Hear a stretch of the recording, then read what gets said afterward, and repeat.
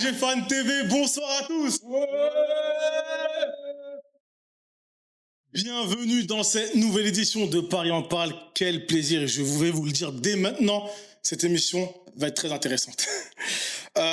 Premièrement, mettez un pouce bleu, c'est très important pour le référencement, commentez, partagez la vidéo, c'est très important et surtout, c'est gratuit et ça permet de nous soutenir. Contexte des plus merveilleux, le Paris Saint-Germain s'est qualifié pour la seconde année consécutive en finale de Ligue des Champions. Donc c'est un événement, je me permets d'applaudir. Ce soir, j'ai des consultants très intéressants, comme à chaque fois. Je vais leur demander, bien entendu, comment ils se sentent. Parce que on est comme avant une période estivale, comme avant une période de vacances. On se sent super bien, quoi. Et je vais commencer par les filles. Farah, comment vas-tu? Bah, ça peut que aller avec le match d'hier, ça va très très bien. Très bien? Ouais, très très bien. Super.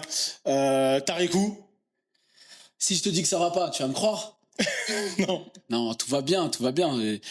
C'était une soirée exceptionnelle, stressante, très stressante. On en parlera plus tard, mais sinon on est plus que bien. Très bien. Un invité spécial qui est, on va dire, habitué quand même à l'émission. Ça fait peut-être sa troisième maintenant. C'est toujours un plaisir de le recevoir. L'animateur donc du Lamal Live Show. Lamal, comment vas-tu? Ça va magnifiquement bien. Magnifiquement bien. Ah, je suis content déjà d'être sur ce plateau et je suis content d'être en finale. Bah, ça fait plaisir. Un plaisir également de te recevoir. Un nouveau aussi, baptême de feu pour lui, Famori. Voilà, c'est un ami personnel, fan du Paris Saint-Germain. Bienvenue, Famori. Merci. Comment tu te sens? Je me sens bien, je suis content. Franchement, c'était un beau match. N'hésite pas à te rapprocher du micro. Ouais, excuse-moi, c'était un beau match. Le contenu, il était super intéressant malgré qu'il n'y ait pas eu autant de buts qu'au match aller. Et je suis content. Voilà. Très bien, bah, on va commencer l'émission, chers abonnés. J'espère que vous êtes prêts et prêtes, parce que je sais qu'il y a une jante féminine également. Je vais commencer par toi, Lamal. Allez, on va aller directement dans le vif du sujet. Il y a eu un match aller, voilà, qui était explosif. Football total, football champagne, etc., etc. Le match retour, complètement différent. Est-ce que tu peux m'expliquer pourquoi?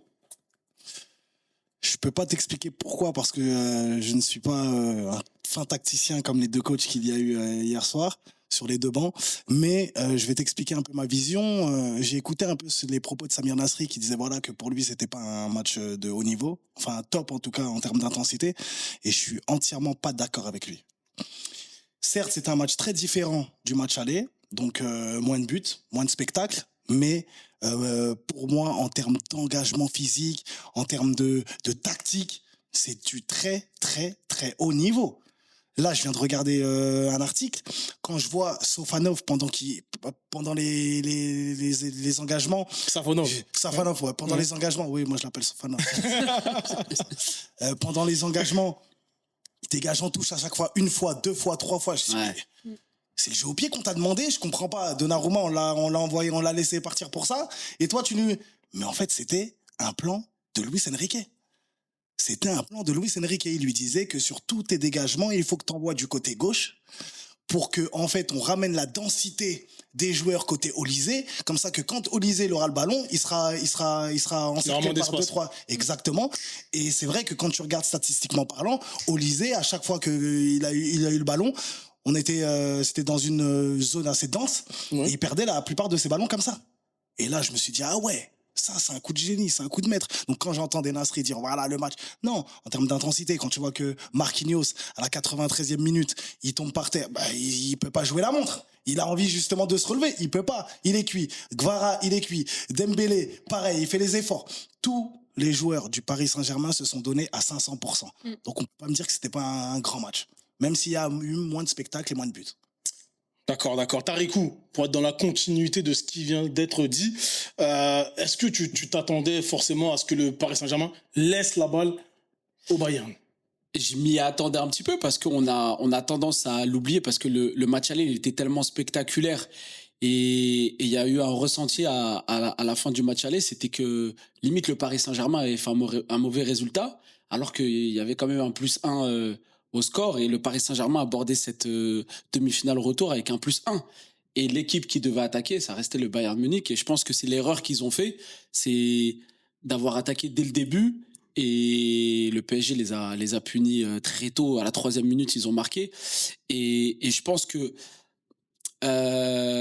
l'erreur ou la qualité des deux équipes, c'est que tu as le Paris Saint-Germain qui sait aussi bien l'attaquer que le Bayern Munich, mais qui sait aussi bien défendre. Et je pense que le Bayern Munich ne sait qu'attaquer, pardon.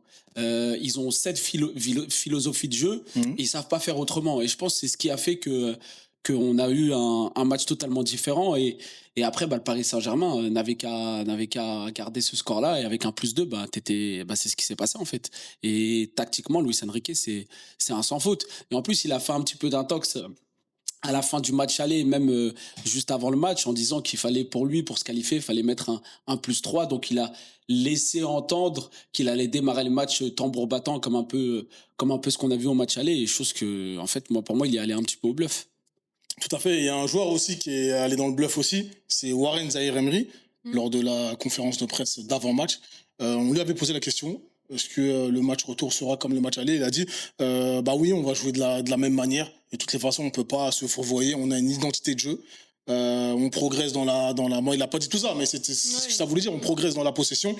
Et pour le coup, il nous a un peu déroutés. Qu'est-ce que tu en penses, Farah? Ouais, moi avant le match retour, j'étais pas très sereine, même vis-à-vis de la blessure de Hakimi et le fait qu'il soit absent, parce que c'est quand même une grosse perte. Donc Warren, il a fait ses preuves sur les précédents matchs du PSG au milieu, mais c'est vrai qu'à la place de Hakimi, je me suis dit, est-ce qu'il va savoir gérer la cadence sur un match comme ça, match retour à l'Allianz Arena? Et au final, moi, il m'a épaté, même défensivement. Des fois, il était à gauche, il était au milieu, il était à droite. Franchement, sur Warren Zaïre-Emery, j'ai rien à dire de négatif. Et puis sur la défense en général, si je peux me permettre du coup de faire un petit, petit mot sur ça, j'ai trouvé qu'on avait une défense vraiment hier soir qui était héroïque. Genre, c'est rien à voir avec le match aller. Voilà. Très bien. Famouri, j'imagine que le match t'a plu. Qu'est-ce qui t'a surpris sur cette deuxième rencontre, donc qui a scellé un score de 6-5? Moi, ce qui m'a surpris, c'était l'intensité au milieu de terrain, l'intensité défensive des joueurs parisiens, parce qu'on les connaît pour être très offensifs, créatifs, etc. Et ils ont su neutraliser le milieu du Bayern. Et un truc aussi, un truc sur lequel je suis pas trop d'accord, c'est quand par exemple vous dites que Luis Enrique est allé au bluff. Non, parce que les 10 premières minutes, Paris ils y sont allés super fort. Et d'ailleurs, c'est là où il y a eu le premier but. Ils ont marqué au bout de quoi, 3 minutes. Ouais, et les 10 premières minutes, vraiment, c'était beaucoup d'intensité côté parisienne, offensivement. Et c'est ce qui a changé le match. Parce que je pense que s'il n'y avait pas eu ce but-là en début de match, ça aurait été autre chose. Ça aurait été compliqué, oui. Ouais. Oui. Donc tu dis que en gros, l'ouverture du score a conditionné le reste de la rencontre. Pour moi, oui, c'est ça. Mais à la base, sinon, le Paris Saint-Germain avait l'idée d'y aller comme au match aller. Ouais, et on l'a vu sur le travail de harcèlement, parce que c'était pas que du pressing, c'était vraiment un harcèlement qu'il faisait quand le Bayern avait la balle. Après, je suis d'accord avec lui sur ça. Quand on marque tôt dans un match, surtout quand on joue contre une grande équipe, contre le Bayern de Munich, forcément avec les forces offensives qu'ils ont, forcément, même c'est dans le football. Quand tu mènes au score, mais je sais pas, il y a quelque chose qui t'arrive et après voilà, tu subis. Et là, donc tu mènes de 2 buts, forcément, t'es à l'extérieur, donc t'es obligé un peu de subir. Et c'est pour ça que Luis Enrique a travaillé aussi ce côté défensif, mais pour quelle raison? Parce qu'il savait que dans un match, même si Paris allait peut-être dominer, ou dans un match, t'as des temps forts et des temps faibles.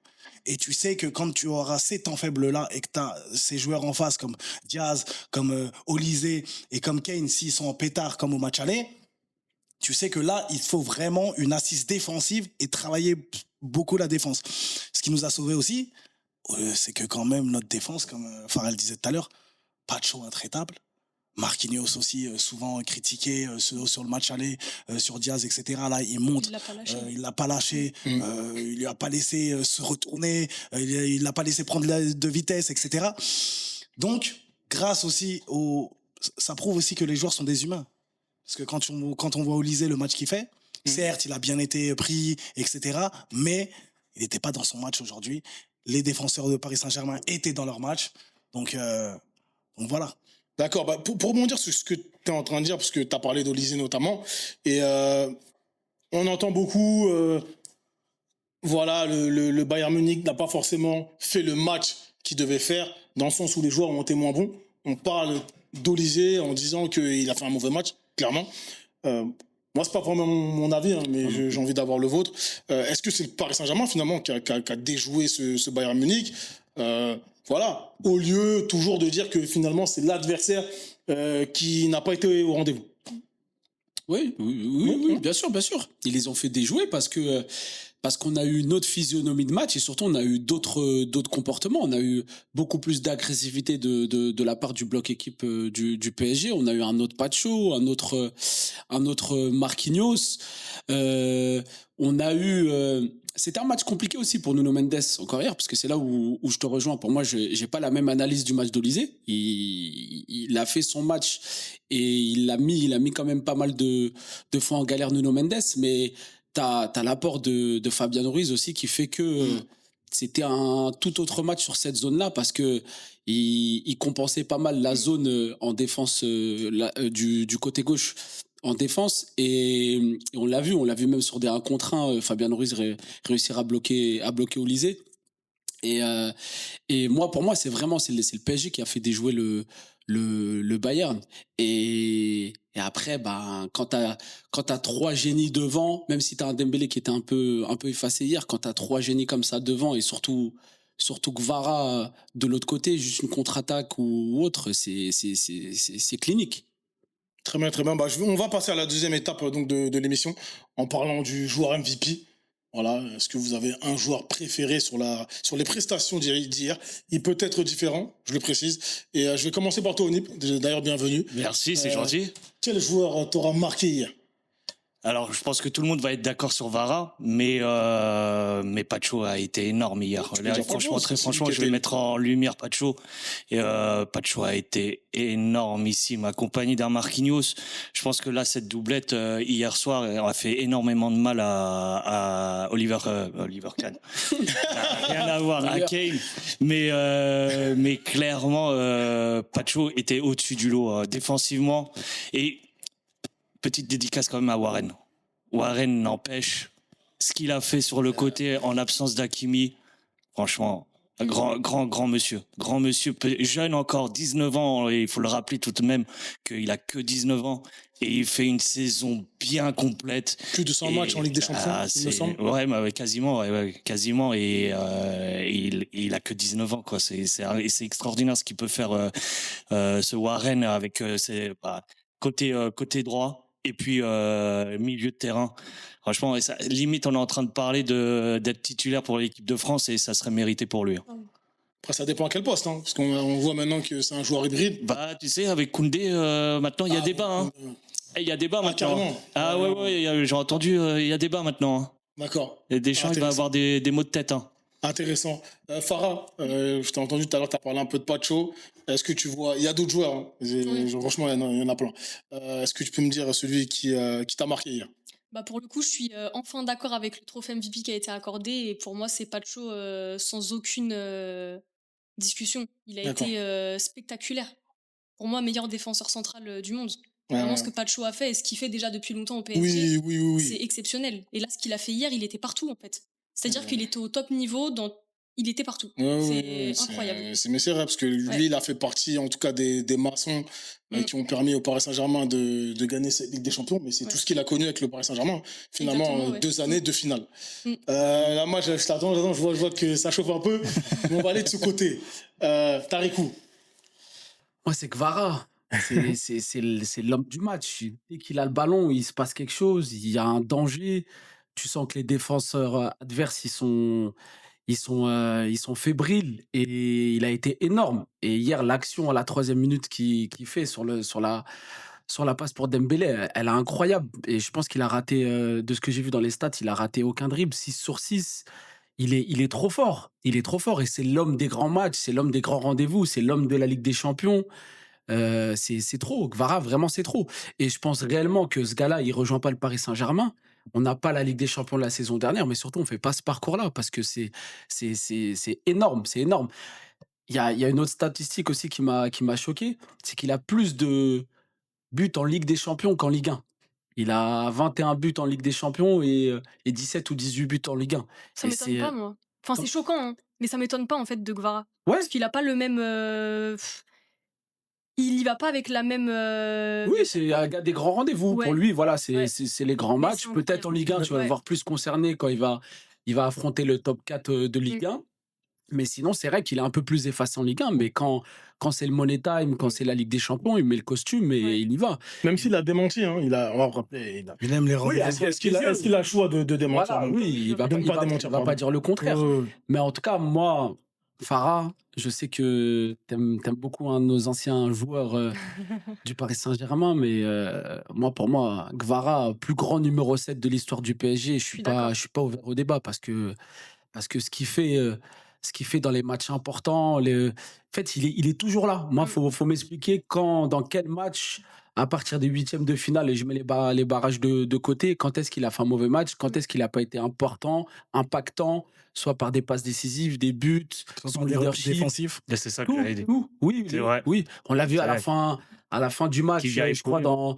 au moment des arrêts de jeu, faire un retour défensif et un petit peu à la Marquinhos, faire le geste comme s'il venait de marquer un but. Et c'est trop fort. C'est Et trop tu, fort. et tu sais, quand les attaquants ont été changés, quand Dembélé et Doué ils sont sortis de la ligne offensive, c'est lui qui a pris à port de bras cet aspect offensif et défensif. Il n'a pas hésité à aller, que ça soit défensivement, aller épauler son coéquipier et offensivement, être un taulier offensivement en absence d'un Dembélé.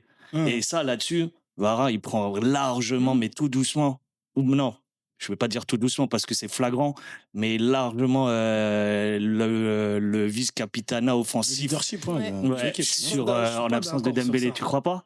Non, parce que quand Dembélé est sorti, on l'a senti moins bien. On a plus vu Doué dangereux que Vara dès que Dembélé est sorti. Et je trouve qu'ils font bien la paire, les deux. Vara, Dembélé se sont bien trouvés. Prendre le leadership offensif, c'est compliqué.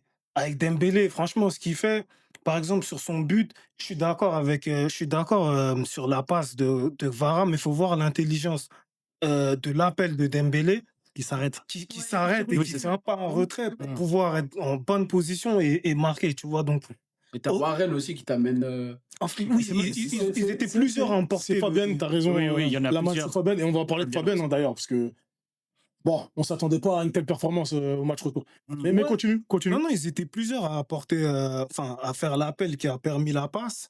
Mais Dembélé a eu l'intelligence de, tu vois, c'est une paire qui fonctionne bien à deux. Donc, Oui, et c'est l'appel qui provoque la passe aussi. c'est À ce niveau-là, c'est aussi c'est l'appel. exactement Ouais, ça. et c'est l'intelligence de Dembélé derrière tout ça, parce que Oui. comme il a dit Lamal, quand tu vois que Warren entraîne la défense, il a eu l'intelligence de pas suivre les défenseurs ou de se coller à la ligne de but, et il s'est un peu positionné vers le point de penalty. Et c'est intelligent, franchement. Là, Ah oui, et c'est pas la première fois, il l'a fait face à City. Hein. Parce Ouais, que Face à City, il l'a fait C'est une vrai. fois sur la phase de- surtout dans une attaque offensive comme ça, en général, ce qu'un attaquant fait, en tout cas en général, c'est que il y en a un qui va au premier poteau, un qui va quand même au deuxième, parce que il se dit que, en général, quand on répète les gammes à l'entraînement ou autre, c'est fort devant le but. Le Gvara, normalement, il s'entre fort devant le but. Ça peut être touché par un défenseur contre son camp. Ça peut être. Et s'il y a personne au deuxième, on te crie dessus. Parce que normalement, tu dois être à la réception du ballon. Et là où il a eu cette intelligence Dembélé, c'est qu'il s'arrête, il fait 2 pas de retrait. Je sais pas si vous avez vu, mais le défenseur regarde juste avant où Dembélé se positionne. Et il voit Dembélé arriver au deuxième. Donc, il continue sa course, le défenseur, je crois que c'est Jonathan Tah, il me semble, qui continue. Et là, Dembélé s'arrête, pas de recul. Et là, c'est fini. Même le défenseur, il pense que Dembélé est au deuxième, mais non. Donc oui. Après, moi, je vais répondre quand même à ta question. Oui, bien sûr. Pour moi, c'est Dembélé. Pour moi, c'est Dembélé. Je sais que je vous ai pris à contre-pied. Non, non. Peut-être pas, C'est le buteur. C'est le buteur. peut-être pas pour sa performance, on va dire, sur le terrain, même si c'est lui qui marque le but qualificateur de la qualification, parce que s'il marque pas, forcément, il y a match nul.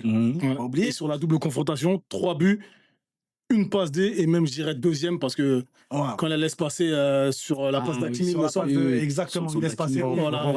Voilà, Vara, pour moi, ça c'est une passe D. Mais bon, On est d'accord. 3 buts, une passe Mais D. on va parler de ce match-là. Oui, oui, Le oui. match tout à fait. retour. Pour quelle raison je dis que c'est l'homme du match? Parce que comme je vous l'ai dit tout à l'heure en off, Ballon d'Or. Tu peux avoir un ego surdimensionné quand tu sors à la 66e minute. Tu peux sortir Désiré Doué avant lui. Parce que Désiré Doué, c'est vrai qu'avant ça, Mm. il est pas trop dans son match. Il a des petits, juste avant que Dembélé sorte, il a quand même ses petits éclairs de génie où il fait 2-3 petites frappes, etc., où il inquiète un peu Neuer. Mais il était pas trop. Il a des petites pertes de balles, Désiré Doué, un peu de nonchalance pendant toute la rencontre. Et je pense que si il se réveille pas au bout de ces 5 dernières minutes-là, je pense que c'est lui qui sort en premier. Je pense. Après, je suis pas coach. Mais Dembélé qui sort à la 66e minute, qui applaudit, qui motive ses coéquipiers, qui est sur le banc de touche et qui harangue les troupes, c'est toi l'homme du match. À part Pacho, bien sûr. Pacho, voilà, on est d'accord, ok. Mais j'ai envie de quand même mettre ce point-là d'honneur parce que je trouve ça très important de la part d'une superstar comme Dembélé, qui aurait pu avoir un ego, et ça prouve son altruisme. Il pense à l'équipe avant lui. Et c'est pour ça qu'aujourd'hui, les ballons d'or. Et c'est pour ça que l'équipe le porte. Parce qu'il a compris qu'en fait, c'est un sport collectif. On peut pas être tout seul. Et tous ensemble. Et c'est comme ça, regarde. Moi, je te dis la vérité, hein. Quand on voit un mec comme ça, là, t'as envie de lui donner un ballon, t'as envie qu'il soit ballon d'or, t'as envie qu'il casse tout. Dembélé, t'as envie de le porter sur tes épaules et lui dire qu'est-ce que tu peux lui reprocher à ce mec-là? Rien du tout. Et aussi, on va repartir un peu au match aller quand pour moi, il prend le ballon, il tire le penalty, malgré qu'il venait de rater un face-à-face. Il montre quand même que c'est lui quand même le leader de l'attaque aussi. C'est clair. Donc, je dirais Dembélé pour tout ça. Et je suis pas le seul à le dire. Il y a un journaliste espagnol qui disait ça, qui disait, voilà, tu sors un ballon d'or à la 66e minute et au lieu de bouder, il est là, il harangue les troupes, etc. C'est magnifique. Oui, c'était Et- magnifique à voir. Et deuxième truc pour rajouter sur Dembélé, je trouve que ces derniers temps, je trouve qu'il a la particularité de savoir s'effacer aux yeux des adversaires. C'est-à-dire que par moment, il met un petit coup d'accélération quand il faut le mettre, et quand il voit qu'il est pressé par un ou deux joueurs, il s'efface un petit peu, il laisse jouer, il descend, il va récupérer le ballon, il le remonte, il distribue à droite à gauche à ses coéquipiers, et après quand il faut mettre un petit coup d'accélération, c'est là où il fait extrêmement mal, et je pense que les premières minutes, il a dû jouer là-dessus et taper au bon moment quand il faut. Et puis il y a eu un truc détonnant de la part de Luis Enrique, c'est qu'il a débuté le match, enfin il a fait une grande partie du match à droite. Et c'est Désiré Doué qui jouait dans l'axe. Et moi, ça m'a étonné. Hein. Je me suis dit, allez, peut-être c'est début de match qui est comme ça, mais ça a duré un moment et ils n'ont pas tant que ça permuté. Et vraiment, il a retrouvé son côté droit. Je sais pas si c'est pour ça. Peut-être qu'il avait un peu moins d'automatisme qu'avant. C'est pour ça qu'il a été un petit peu effacé et qu'on l'a moins vu. Mais je pense que ça a perturbé aussi le Bayern. Et pour rajouter sur ce que tu dis, ça lui a permis d'être beaucoup plus présent dans les phases défensives, à l'instar de ce qu'il a pu faire en équipe de France. Bien Ce sûr. qu'il peut faire en équipe de France, souvent on lui demande des tâches ingrates. Hein.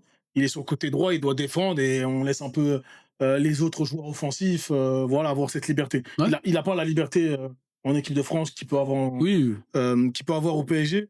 Mais lors de cette deuxième rencontre, donc le match retour face au Bayern, j'ai reconnu un peu un Dembélé en mode équipe de France, qui défendait beaucoup plus.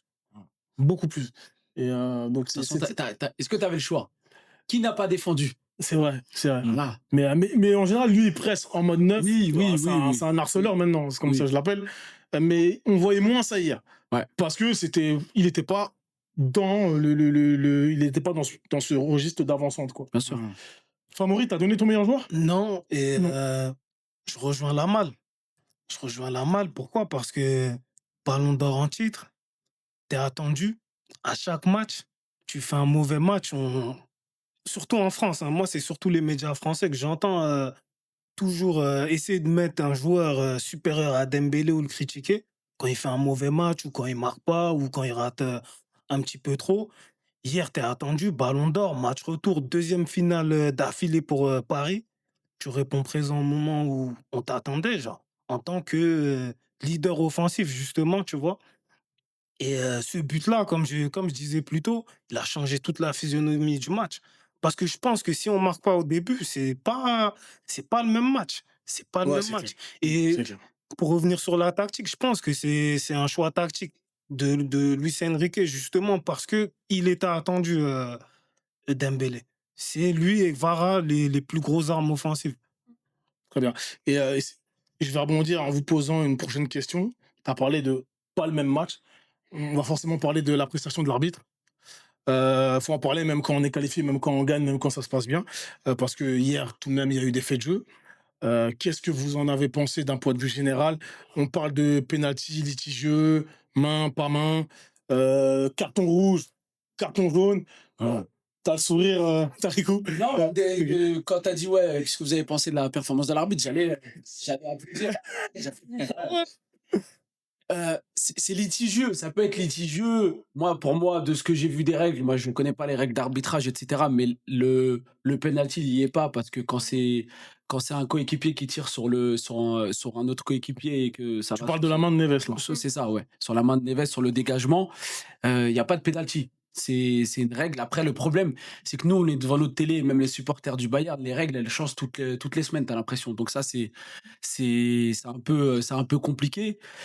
Là où on a été avantagé, pour moi, je pense qu'il y a un deuxième jaune sur Nuno Mendes, parce qu'il y a clairement une main intentionnelle. Et on a revu les images après, Leimer, il touche pas le ballon de la main. Donc, en fait, l'arbitre s'est trompé. Et je Ouais, pense c'est ça. vraiment que c'est pas la même physionomie de match si t'es à 10 contre 11 en première mi-temps. C'est pas du tout la même chose. C'est sûr. Et voilà, bah, pour une fois que ça tourne pour Paris, avec toutes les désillusions qu'il y a eu de la main de Kipembe, la remontada, la faute de Benzema sur Donnarumma, Konaté.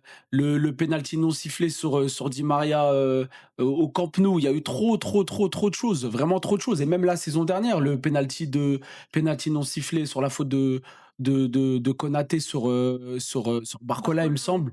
Il y a eu trop de choses. En fait, le PSG, durant toute son histoire, il a toujours été désavantagé. Donc, pour une fois que ça tourne un petit peu en la faveur du Paris Saint-Germain, on va pas se plaindre. Et puis après, malgré tout, ce fait de jeu, il arrive en première mi-temps et le Bayern, ils ont tout le temps de revenir au score, ils ont tout le temps de faire ce qu'il y a à faire et c'est pas eux, c'est eux qui ont pas fait le taf en fait. D'accord. Lamal, qu'est-ce que t'en penses? Parce que Compagnie, il est un peu du même avis que. En tout cas, Tarikou, quand il dit que normalement il y avait carton rouge, hein. Ouais. Lui se demande même comment l'arbitre il a pas pu mettre rouge.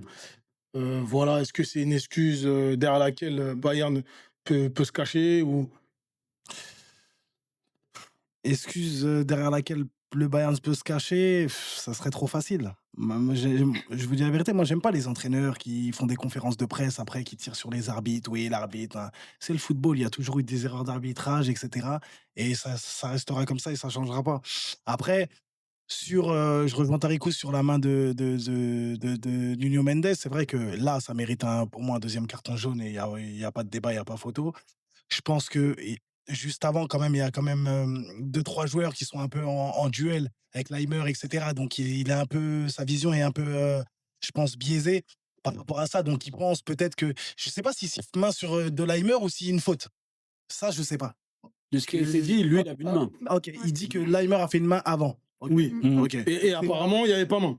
Ouais, donc Après coup. c'est une erreur d'arbitrage. J'ai pas revu, mais Voilà, qui arrive, c'est un fait de jeu. Et c'est vrai que si, en tout cas, Nuno Mendes se fait expulser à ce moment-là du match, vu comment on a défendu, vu comment on a vu nos joueurs du Paris Saint-Germain souffrir de la première à la dernière minute, ça aurait pu être compliqué. Mais bon, avec des si, on peut refaire un monde, on sait jamais. Peut-être que le Paris Saint-Germain serait refait une santé et voilà. On peut pas savoir. Unit, tu voulais dire quelque Ouais, chose? non, mais moi, je veux juste revenir sur la main. Bah, comme il dit Tarikou, la règle, elle est simple. C'est s'il y a un dégagement ou une passe d'un coéquipier qui atterrit sur la main, il n'y a pas faute à partir du moment où tu prends en compte la distance entre les deux joueurs. Là où ça va rentrer en jeu, c'est la distance qu'il y a eu entre les deux joueurs. Là, c'est à l'appréciation de l'arbitre. Et malheureusement, vu que les règles au niveau arbitrage, c'est compliqué, ça reste flou et ça reste à l'appréciation d'un être humain, tu peux pas juger. Après, ça sera subjectif.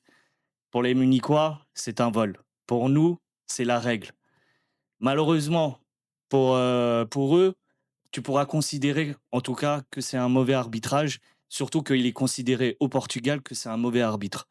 Et c'est pas le meilleur. Ils n'ont pas mis le meilleur des arbitres portugais pour ce type de match, ce type d'événement qu'il y a eu pour une demi-finale, surtout avec le match le plus attendu depuis l'aller qu'on a pu vivre.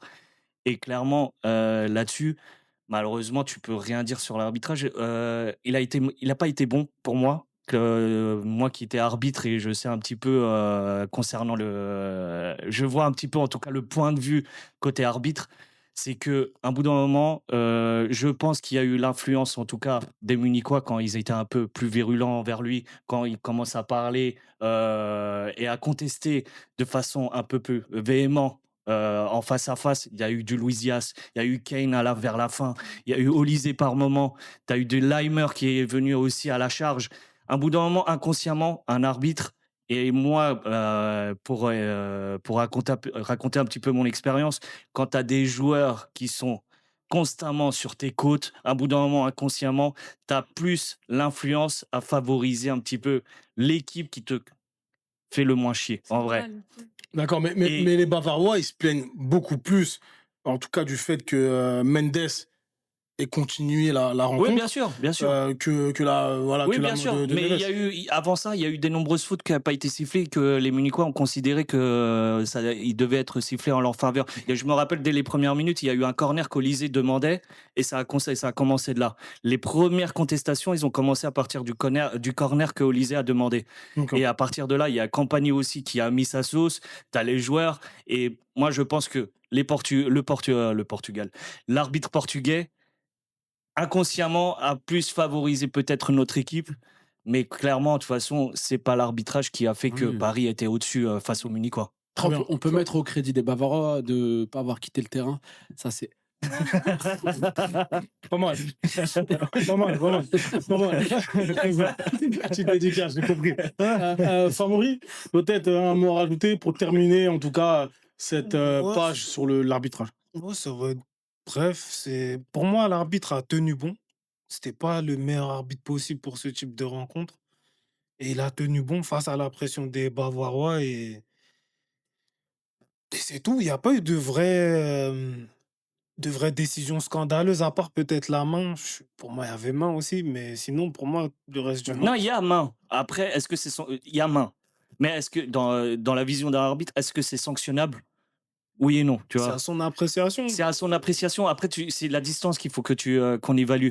Et la distance, est-ce que pour toi, elle est assez grande ou pas pour que Neves puisse ait le temps Ah non, d'enlever sa main? Je parle de cette Ah, de pardon, Mendes. de Neymar. Ok, Ouais, pardon. celle de Neves, ouais. Mais ouais, non, Nuno Mendes. Ouais, bien sûr. pour moi, il y avait main, mais Non, après, ça. Ok. écoute, c'est comme disait Tarikou, hein, c'est Tant mieux. l'appréciation d'un humain, et puis ça arrive. Hein. Très bien. Le seul point positif quand même pour lui, c'est que juste il a laissé jouer le jeu. Il a pas été non plus trop C'est ce que j'allais trop dire. présent, ouais. Ouais, c'est ce que Trop j'allais présent et trop acteur du match. Il a juste été actif au moment où il le fallait. Après, les décisions peut-être restent contestables, mais il a laissé jouer un peu à l'anglaise. Très bien, on arrive bientôt à la fin de l'émission.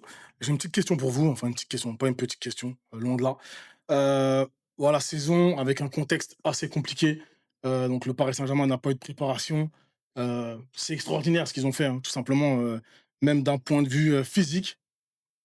On a longtemps dit que le niveau de la Ligue 1 ne se prêtait pas à la compétitivité que le Paris Saint-Germain voulait avoir en Ligue des Champions notamment. Que c'était un peu compliqué d'être prêt lorsqu'on a des équipes un peu moyennes en Ligue 1. En tout cas, c'était un peu la discussion et on l'a eu même sur PSG Fan TV. Aujourd'hui, on entend que la Première Ligue voilà, a un rythme trop soutenu. Et d'ailleurs, donc Arteta en a parlé, Compagnie a répondu. Voilà, quant à des équipes comme le Bayern qui ont des championnats à 18 ou le Paris Saint-Germain, pour le coup, il y a moins d'intensité et peut-être que ça peut donner des matchs comme on l'a eu lors du premier volet, donc PSG Bayern. J'aimerais avoir votre retour sur ça parce que voilà, on a eu les deux extrémités. Au final, le Paris Saint-Germain est la meilleure équipe d'Europe aujourd'hui. Et il faut le préciser, hein, on est les champions en titre. Donc, qu'est-ce qu'on peut dire finalement? Voilà. Moi, personnellement, je trouve qu'il n'y a, il y a, pas de, il y a pas de vérité, parce que ça, même dans les années 2000, quand il y avait Lyon qui a traversé sa bonne période avec ses 7 titres d'affilée, et surtout en Ligue des Champions, qui faisait des très bons résultats, on entendait déjà ce discours-là. Après, moi, de la part d'Arteta, c'était plus pour légitimer son niveau de jeu et ce que son équipe produit, ce qui fait que voilà, ils sont pas hyper spectaculaires. C'est peut-être réel, mais moi, réellement, moi, mon analyse, c'est que ça dépend de la qualité des joueurs. Luis Enrique, il a réussi à faire quelque chose d'exceptionnel avec ce groupe-là. Et surtout, tu as une qualité de joueur qui est trop forte, en fait, et qui arrive à te mettre cette intensité-là. Et cette intensité-là, ils te la mettent même en Ligue 1, en fait.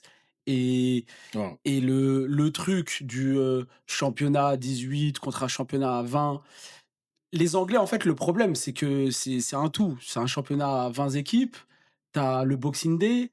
Ils n'ont pas de trêve internationale. T'as la Carabao Cup, t'as Voilà, la FA Cup, c'est ça. Tu as plusieurs. t'as 4 compétitions. T'as 4 compétitions. Et au bout d'un moment, est-ce que c'est pas eux qui doivent faire une refonte par rapport à ça? Je sais qu'ils donnent énormément d'importance à la première ligue et à leur championnat. Il y avait même un moment où ils disaient qu'ils préféraient prendre la première ligue, les équipes, plutôt que la Ligue des Mm. Champions. Ouais, financièrement, Donc, c'était plus intéressant même. c'est ça. Donc à voir, mais je pense pas que c'est une excuse. Je pense juste que le Bayern est trop fort et le Paris Saint-Germain est trop fort et qu'il y a une bonne gestion de ce côté-là, dans le recrutement, dans le profil des joueurs, et peut-être même il y a un petit avantage concernant le niveau du championnat, c'est possible, mais c'est pas ça qui fait que le Paris Saint-Germain et le Bayern Munich produisent ce niveau de jeu-là. C'est trop simpliste en fait. Après, tu dis peut-être une avance de ce côté-là, mais on peut parler aussi de désavantages. Parce que quand tu es dans un championnat, entre guillemets, hein, comme ils le disent, un peu moins intensif, peut-être moins, avec moins d'opposition en face, bah, tu es moins préparé quand tu rencontres des gros. Et il est là aussi. Et ça, c'était un débat qu'il y a eu Ouais. entre Neymar, Messi et Exactement. Mbappé. Hein. Exactement. Donc c'est facile de dire, voilà, un championnat à 20 équipes, c'est le football. C'est le football. C'est-à-dire que tous ces gens-là qui parlent, qui disent oui, mais c'est parce que Paris joue moins, parce que. C'est le football. Tu es en première ligue, tu as choisi d'être entraîneur de première ligue ou tu as choisi d'être joueur de football en première ligue, et ben tu dois assumer, tout simplement. Et tu dois, pardon, et tu dois pas te cacher derrière des vieilles excuses toutes bidons. Pour quelle raison? Parce que tu es footballeur professionnel. Parce que tu as des kinés tous les jours qui sont à tes côtés pour pouvoir soigner ton petit bobo quand tu l'as. Parce que tu as un salaire conséquent et tu ne dois pas te plaindre en te disant, lui, regardez, il joue moins que moi, etc., etc. Non, tu ne dois pas te plaindre. Tu es footballeur professionnel ou entraîneur de football professionnel ou kiné professionnel ou jardinier professionnel, ce que tu veux. Est-ce que les jardiniers se plaignent de tondre plus de fois la pelouse que le jardinier du Paris Saint-Germain? Non, c'est comme ça. On va pas se plaindre. On joue au football et c'est sur le rectangle vert que tout se passe, c'est tout. Et puis, il faut se rappeler aussi des 2 années du Paris Saint-Germain. Ils n'ont pas eu de trêve aussi de leur côté. On a enchaîné direct de rien. Tout à Hein. fait. Je veux bien l'entendre, hein, de Arteta. C'est pas idiot ce qu'il dit. C'est vraiment, il faut approfondir le sujet. Mais Oui, parce qu'ils ont calculé le nombre de minutes des joueurs Ouais. et avec eux, Zahir Emery qui vraiment a été utilisé à tous les matchs. Ouais, tous les matchs, carrément. Ouais. Et clairement, nous, on n'a pas été non plus épargnés par des vacances où les joueurs ont été au repos. Hein. On a pas eu eu des blessures. Hein. d'intersaison, il y a rien eu. Il y a rien eu pour eux. une dingue Donc, gestion. nous aussi, on peut avoir une excuse et dire, mais pour autant, on a été présent à l'instant T. Après, c'est une gestion humaine. Hein. C'est les gestions de joueurs. Et Lucho, avec son équipe, son staff, il le sait très bien le gérer. Il faut mettre au crédit aussi le staff parisien. Ouais. Très bien. Avant-dernière question, Farah. Je vais mettre à l'honneur Luis Enrique. Hein, et je vais vous poser cette question assez simple. Est-ce que le Paris Saint-Germain est plus fort que la saison dernière? Sachant qu'on a eu un petit mercato estival, presque raté, j'ai envie de dire, avec des joueurs qui étaient venus en tant que titulaires en puissance. Je pense à Chevalier, je pense à Zabarni. on devançait la fin de carrière de Marquinhos. Finalement, Marquinhos a le niveau, 31 ans, indéboulonnable. Qu'est-ce que tu en penses? Le Paris Saint-Germain est-il plus fort? Oui. Parce que je pense que l'année dernière, en fait, on a tous été choqués, mais c'était l'effet première fois par rapport à l'esprit collectif qu'il y avait dans cette équipe. On n'avait jamais vu ça au PSG avant. C'était qu'un ensemble d'individualités, le Paris Saint-Germain avant, avec Mbappé, Messi, Neymar, etc. Et là, cette année, bah, au vu de ce qu'ils ont vécu et de ce qu'ils ont fait en fait l'année dernière, ils arrivent avec une forme déjà physique différente, mais aussi un mental complètement différent. Là, ils ont un mental d'acier. Ils ont une résistance dans les moments faibles et dans les moments où où ils auraient pu être pris par la peur. Par exemple, lors des matchs comme ceux face au Bayern. Et du coup, pour moi, oui, littéralement, l'équipe du PSG cette année est meilleure, plus forte que celle de l'année dernière. Sans sous-estimer, sans rabaisser, du coup, l'équipe qu'on avait, enfin le niveau qu'on avait l'année dernière. Oui, bah, l'équipe n'a Voilà. quasiment pas changé. Donc, Oui, oui. Famori, Ouais, bah, qu'est-ce que tu en penses? Tu moi, peux dire qu'elle est moins forte, non? non, non, pour moi, elle est même beaucoup plus forte que Ah l'année oui. dernière, ouais, parce que quand tu es attendu comme ça par tout le monde et que tu vois le parcours qu'ils ont eu, les adversaires qu'ils ont rencontrés, c'est pas les mêmes que la saison passée, hein. C'était vraiment, il y avait plus de niveau pour eux en Ligue des Champions en termes d'adversaires que la saison passée. Ils ont su répondre jusqu'en finale. C'est beaucoup plus fort, L'année dernière, mentalement. Et excuse-moi de te couper, mais l'année dernière, ils ont eu Oui, des gros. il y a eu des gros, mais Ouais, il y a eu cette un parcours année, j'ai compliqué, hein. l'impression, je me rappelle pas L'année de. dernière. Non, je me rappelle pas de tous les adversaires, mais là, j'ai l'impression qu'il y a eu que du top, top sur top. En fait, les C'était le deux parcours le saisons- plus les difficile. deux saisons, Ouais, c'est moi, au c'est final, que du top. ouais. Mm. Cette saison, la saison dernière, c'est que du top. De toute façon, Mis à part si tu parles d'Aston Villa un petit peu, ou qui était une équipe un peu mid, mais moins, sinon, ouais. mis à part ça, la phase de Ligue de la saison dernière, plus la phase finale, plus cette saison, la phase de Ligue, plus la phase finale. On a Parce que. côté Tottenham, Newcastle, le Barça à l'extérieur, et de l'Atlético Liverpool. Ouais. Bilbao. Oui, il y a eu Liverpool aussi. Chelsea. Arsenal. Ouais. Ouais, c'est Ouais. l'Inter en finale où Ouais. tu leur colles un 5-0. Donc, ouais, oui. Non, il faut savoir répondre quand t'es attendu, et ils l'ont fait. Pour moi, ça, c'est une démonstration de force, tu vois, et vraiment, c'est du jamais vu. À part le Real, là, on n'a pas vu de back-to-back comme ça, hein, récemment en tout cas. La dernière fois, c'était en 2018, apparemment. De- Bah, je crois que c'était le Real en plus. C'était bah, le Real. Ouais, au ça, Real, on a jamais vu ça. de finale de Ouais. suite, ouais, c'était le Real. Ouais. Enfin, Oui, oui. juste un dernier truc Ouais. par rapport à ce qu'il disait. En fait, je pense que tout ça, on le doit aussi énormément à Luis Enrique, qui pour moi, c'est vraiment l'architecte, le façonneur du Paris Saint-Germain, et qui a su en fait créer vraiment un collectif exceptionnel. Et c'est important ça, le collectif dans une équipe, parce qu'on l'a vu durant toutes ces années quand on ne l'avait pas, en fait, au PSG, bah, ça n'allait pas. C'est-à-dire qu'on avait toutes les meilleures individualités possibles dans l'équipe, et on se faisait sortir à chaque fois en huitième. Enfin, c'était une catastrophe. Et en Ligue des Champions en tout cas. Et donc, du coup, voilà, je voulais juste mettre l'accent sur Luis Enrique, qui pour moi est l'acteur majeur de ce changement.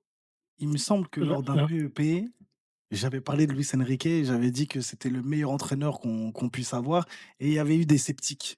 Ça, c'est fort aussi. Où sont-ils? Il faudrait, Mais ils sont plus là. voilà, Il y en a, il y en a, il y en a. sortir cette Il y en émission. a, il y en a, Voilà. Ils sont plus là. Tarico, il se retourne. Ouais, Tarico, bien sûr. Il faudrait peut-être ressortir cette émission, parce que je me souviens que j'avais dit, on a, pour moi, bon, j'avais pas dit qu'on a le meilleur entraîneur du monde, ça serait mentir, mais en tout cas, je disais que pour moi, c'était la personne, en tout cas, l'entraîneur idéal Oui. pour le Paris Saint-Germain. La meilleure recrue, je crois que tu avais dit. Non. Exactement. Et Parce que, après- exactement, c'est exactement ça. Parce que le problème, et ce que je disais, c'est que à l'époque, quand on choisissait des entraîneurs au Paris Saint-Germain, malheureusement, ils n'avaient pas ce totem d'immunité un peu. C'est-à-dire, ils n'avaient pas ce bagage que Luis Enrique a. Donc, malheureusement, on ne laissait pas le temps à ces entraîneurs-là. C'est comme si, quand on les prenait, à part Carlo Ancelotti, bien sûr, c'est comme si on leur donnait la chance d'entraîner le Paris Saint-Germain. Tous les autres entraîneurs. Il y a eu Laurent Blanc, ok, très bien. Pour moi, c'était l'un des meilleurs. Pour moi, Laurent Blanc, c'était l'un des meilleurs des meilleurs. entraîneurs qu'on a eu. Parce que voilà, tu regardais pas le match contre Strasbourg, Toulouse, Brest, tu savais que c'était 5-0 minimum, en termes de jeu, en termes de qualité de jeu, etc. Mais après, tous les autres entraîneurs qui sont suivis, Unai Emery, en entraîneur en devenir, ok, avec Séville, son équipe, il est là, il prend l'Europa League, etc. Tu as Thomas Tuchel, qui a réussi un peu à Dortmund, mais après, qui part un peu. Énorme au PSG, Thomas Tuchel, énorme au PSG. Oui. Ça, je suis obligé de rajouter ça. Énorme au PSG. Ouais. Thomas Tuchel, quand même, respect. Je dis pas le contraire. Et je dis juste que, en fait, c'est pas le supporter qui parle, c'est on va dire la présidence, on va dire, du Paris Saint-Germain. Ne laisse pas le temps, malheureusement, à Thomas Tuchel de pouvoir rester et d'imposer sa patte. Et le plein Et pouvoir là, aussi. le problème, Pochettino et les pleins pouvoirs, exactement. Pochettino, pareil. Ah, Tottenham, t'as fait quelque chose de bien, on va tester. Mais Luis Enrique, on teste pas là. On prend un gros poisson tout de suite. Et on sait que il a les clés du camion. Il décide, ah, moi, je veux plus de Neymar, je veux plus d'un Messi, je veux pas me renouveler des trucs comme ça. Mbappé, il part, c'est pas grave, on s'en fout. Vous inquiétez pas, je vais construire une armada. Mais faites-moi confiance. Enrique, vu que tu as le crédit, tu as déjà gagné la Ligue des Champions, tu avais le grand Barça entre tes mains, let's go. Et là, on lui a laissé le temps, on lui a laissé Enfin, le temps, il a été rapide, hein, mais il a montré que, voilà, il nous fallait, pour moi, depuis longtemps, je le dis, il nous fallait un entraîneur de ce calibre-là pour pouvoir gagner. On l'a eu et on a gagné. Mais pour moi, pour revenir sur ce que tu dis, pour moi, ça a été un pari quand même. Hein. Luis Enrique, c'est pas un entraîneur super confirmé. Pourquoi? Si je me rappelle bien, après le Barça, il a pris la sélection espagnole. Oui. Ça s'est très mal passé. Ouais, mais il faut voir les joueurs qu'il avait aussi. Non, c'est les joueurs. À l'Euro, ça s'est pas très mal passé. Ouais. Euro 2021, il te fait une demi-finale d'Euro. Après, là où ça s'est mal passé, après, il est tombé face à la plus grande équipe de l'histoire, qui est la sélection marocaine. Il s'est fait éliminer. Et voilà, après, qu'est-ce que tu veux faire? Il n'y a pas grand-chose à faire. Mais sinon, un échec peut-être au mondial, mais sinon, ce qu'il fait avec eux lors de l'Euro 2021, ça reste bien. Un échec, c'est dur quand même. Pour le standing de l'Espagne, ça a été un échec quand même. Et C'est vrai. en plus de ça, sélectionneur et manager, c'est pas la même chose. C'est vrai. Même si Famori, excuse-moi de te couper, il est resté sur ses principes de mettre en avant des jeunes joueurs. C'est ce qu'il avait fait avec l'équipe nationale d'Espagne et c'est ce qu'il a fait avec le Paris Saint-Germain. C'est vrai, il a son identité aussi. Ouais. Mais ça restait quand même un pari. Pour moi, après, justement, être passé sélectionneur, redevenir manager, c'est Paris qui lui a laissé une chance pour moi. Ça restait un pari, peut-être, mais contrairement aux autres, un pari confirmé. Oui. Tu vois, contrairement aux autres entraîneurs qui sont passés avant lui. C'est vrai qu'il avait la Ligue des Champions. Voilà, contrairement aux autres entraîneurs d'avant, Pochettino, Tourelle, etc., ces entraîneurs, Emery, ces entraîneurs-là, malheureusement, même si c'était des bons managers, rien à dire. T'as pas cité Au Galtier. final, Thomas Tourelle, il parle Galtier aussi. Et t'as pas cité Galtier, l'anecdotique. Champion de France avec le PSG quand même. Faut qu'on le dise. Faut qu'on le dise quand même. Farah, l'applaudissement. Mais vas-y, continue. Mais c'est vrai que, voilà, quand on cite tous ces entraîneurs-là, voilà, ça reste des paris. Pour moi, c'était plus, voilà, Le test pour eux, un test. Voilà, tu veux une grande équipe, test, on verra. Mais quand on est Nasser, quand on est les hautes instances, c'est comme là tout de suite. Si je choisis quelqu'un dans mon entreprise qui n'a pas d'expérience, je vais lui laisser moins de temps que quelqu'un qui a eu de l'expérience et qui a déjà eu des résultats. Luis Enrique a déjà eu une grosse équipe entre les mains, a eu déjà des gros résultats, donc une Ligue des Champions avec l'équipe du Grand Barça. Forcément, on te laisse plus de temps et plus de crédit et les clés du camion. Et au final, Luis Enrique, je crois que c'est le seul entraîneur qui dormait quand même au camp des loges, alors qu'il y a d'autres entraîneurs qui auraient pu le faire, hein, mais lui, voilà, on lui laisse un peu, il marche pieds nus sur la pelouse, etc. On a pu voir un peu son reportage. Il faisait un peu ce qu'il voulait, mais pas pour rien, parce qu'aussi, on peut le voir comment il s'entend avec le directeur sportif aussi, le Campos. Ils s'entendent très bien. Ça se voit que Nasser dit aussi que c'est une bonne personne, etc. Donc, il y a tout qui fonctionne, il y a tout qui match. Et juste pour revenir rapidement, si cette année, le PSG est plus fort que l'année dernière, largement. Largement. Rien que. Il y a plusieurs facteurs qui rentrent en jeu. Il y a bien sûr l'entraîneur qui a les pleins pouvoirs et qui a façonné son équipe. Après, deuxièmement, il faut c'est 2 années consécutives. Donc, ça veut dire que les joueurs, c'est des jeunes joueurs qu'il a façonné lui-même. Ça veut dire qu'il a mis un petit peu, qui se sont mis en valeur. Et ça veut dire qu'entre-temps, entre les 2 saisons qui se sont passées, ils ont gagné en confiance. Ils ont gagné en confiance en eux, en tant que joueurs, pour le staff, mais aussi pour le jeu que Luis Enrique met en place. Donc ça fait que les prestations qu'ils ont fait sont exceptionnelles. On a gagné tous nos matchs, que ça soit à domicile qu'à l'extérieur, chose qu'on n'avait pas fait l'année dernière. On peut citer Chelsea et Liverpool, peut-être. Bon, et certains disent qu'ils sont pas dans leur meilleure forme cette saison, mais c'est quand même des clubs anglais.